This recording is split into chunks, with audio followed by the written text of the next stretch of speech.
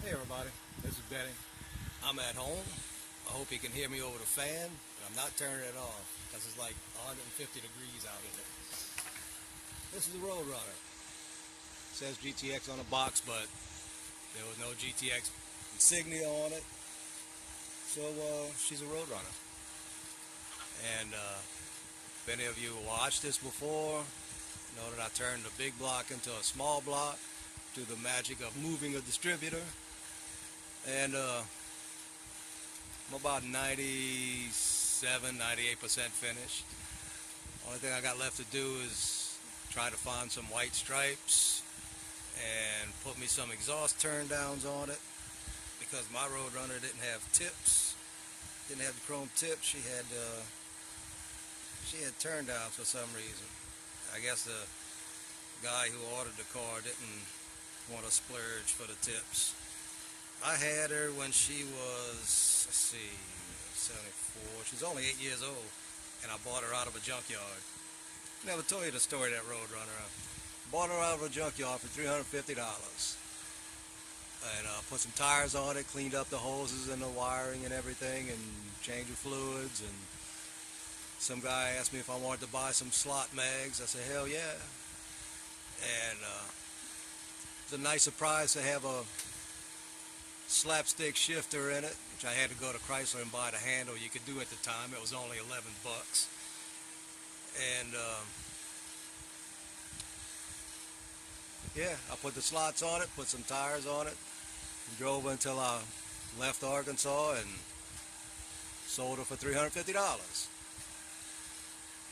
So, there's the engine compartment, nothing special, just added some spark plug wires and a fuel line. I didn't go outrageous like I did on the police car, which I should have finished today if it doesn't start raining, because I got to paint those. I got to paint the emergency lights. Now my Roadrunner didn't have a tough wheel; it had a fat 3-point wheel, and I didn't have silver on the console and on the dashboard. It had that wood grain. I don't really like the wood grain, so I went with the John Hurlitz's design silver. And of course, you all know this AMT version has the wrong dashboard. So we're not going to talk about that too much. Hood's off because, like what I did on my Roadrunner, I opened up the hood. I don't know if it's going to focus in on it. There you go. And I put a micro screen behind the opening. Show you the underside of it, the ugly underside. So that's the screen I use. Now when I opened them up on my Roadrunner, I put the grills back on. Just took it had a plate behind the grills, and that's her. All I need left is the stripes and make my turn downs, and she'll be done. Let me show you. I should have had this out already, but I just thought of it. What I use to make the door handles, the door locks, that's a spot of bare metal. Door locks and the trunk lock. There's no detail on them, but I laid down a bare metal sheet, and you should get a look at that while I dig this out. And I used a compass. I turned over the point on this side, so it was a blunt end.